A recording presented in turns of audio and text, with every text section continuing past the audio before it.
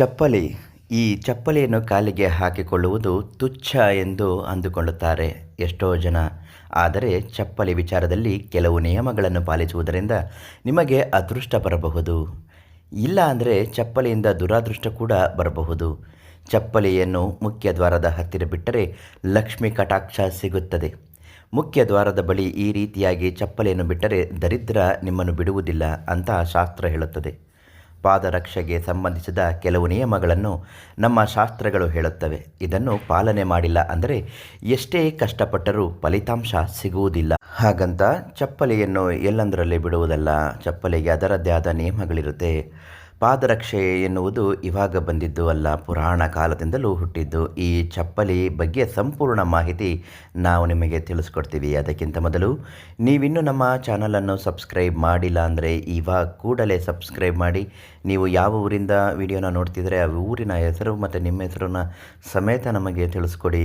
ದೇವರ ಅನುಗ್ರಹ ಆಶೀರ್ವಾದ ನಿಮಗಿರಲಿ ಅಂತ ಕಮೆಂಟ್ಲಿ ರಿಪ್ಲೈ ಮಾಡಿ ಪ್ರತಿಯೊಬ್ಬರಿಗೂ ತಿಳಿಸ್ಕೊಡ್ತೀವಿ. ಮುಖ್ಯ ದ್ವಾರವನ್ನು ನಾವು ಲಕ್ಷ್ಮೀ ಸ್ವರೂಪ ಅಂತ ಭಾವಿಸುತ್ತೇವೆ. ಮನೆಯ ಒಳಗೆ ಒಳ್ಳೆಯದಾಗಲಿ ಕೆಟ್ಟದಾಗಲಿ ಬರಬೇಕು ಅಂದರೆ ಅದು ಮುಖ್ಯ ದ್ವಾರದಿಂದಲೇ ಮುಖಾಂತರನೇ ಬರಬೇಕು ಎಂದು ಭಾವಿಸುತ್ತೇವೆ. ಆದ್ದರಿಂದ ಸಾಮಾನ್ಯ ಪ್ರಧಾನ ದ್ವಾರದ ವಿಚಾರದಲ್ಲಿ ತುಂಬ ಜಾಗೃತರಾಗಿ ಇರಬೇಕು.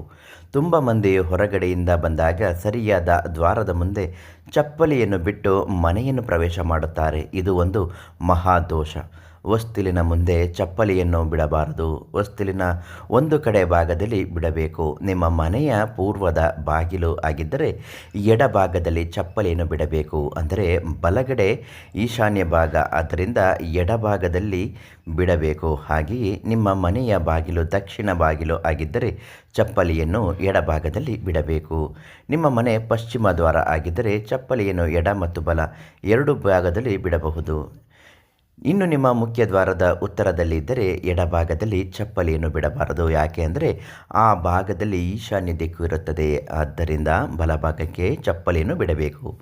ಮನೆಯಿಂದ ಆಚೆ ಓಡಾಡಲು ಚಪ್ಪಲಿಯನ್ನು ಬಳಸುತ್ತೇವೆ. ಅದರಲ್ಲಿ ಧೂಳು, ಕ್ರಿಮಿ, ದುಷ್ಟಶಕ್ತಿಗಳು ಇರುತ್ತದೆ.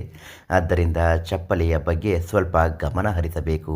ಸಕಲ ದೋಷಗಳು ಕೂಡ ಚಪ್ಪಲಿ ಹಾಕಿಕೊಂಡು ಬರುವುದರಿಂದ ಆಗಬಹುದು. ಯಾಕೆಂದರೆ ವಾಮಾಚಾರ, ಮಾಟಮಂತ್ರ ಆಗಿದಂತಹ ಸ್ಥಳದಲ್ಲಿ ಅಥವಾ ಯಾವುದೋ ಒಂದು ಪರಿಹಾರ ಮಾಡಿಸಿಕೊಂಡಂತಹ ರಸ್ತೆಯಲ್ಲಿ ನೀವು ಚಪ್ಪಲಿ ಹಾಕಿಕೊಂಡು ಓಡಾಡುತ್ತೀರಾ. ಅಂತಹ ಸಂದರ್ಭದಲ್ಲಿ ಆ ನೆಗೆಟಿವ್ ಎನರ್ಜಿಗಳು, ನಕಾರಾತ್ಮಕ ಶಕ್ತಿಗಳು ಪಾದದ ಮೂಲಕ, ಚಪ್ಪಲಿಯ ಮೂಲಕ ಮನೆಯನ್ನು ಪ್ರವೇಶ ಮಾಡುತ್ತದೆ. ಆದ್ದರಿಂದ ಮನೆಗೆ ಬಂದ ತಕ್ಷಣ ಕೈ ಕಾಲುಗಳನ್ನು ತೊಳೆಯುವುದನ್ನು ಮರೆಯಬಾರದು. ಇದರಿಂದ ಒಂದು ವೇಳೆ ನಿಮ್ಮ ಜೀವನದಲ್ಲಿ ಕಷ್ಟಗಳು ಎದುರಿಸುತ್ತಿದ್ದರೆ ಯಾವುದಕ್ಕೂ ತಲೆ ಕೆಡಿಸಿಕೊಳ್ಳದೆ ಪ್ರಧಾನ ತಾಂತ್ರಿ ಕೀರ್ತಿ ಪ್ರಸಾದ್ ಗುರೂಜಿ ಅವರಿಗೆ ಒಂದು ಕರೆ ಮಾಡಿ ಸಕಲ ಸಮಸ್ಯೆಗಳಿಗೂ ಪರಿಹಾರವನ್ನು ಶಾಶ್ವತವಾಗಿ ತಿಳಿಸ್ಕೊಡ್ತಾರೆ. ನಾಳೆ ಮತ್ತೊಂದು ಮಾಹಿತಿಯೊಂದಿಗೆ ನಿಮ್ಮನ್ನು ಭೇಟಿ ಮಾಡ್ತೀನಿ. ಧನ್ಯವಾದಗಳು.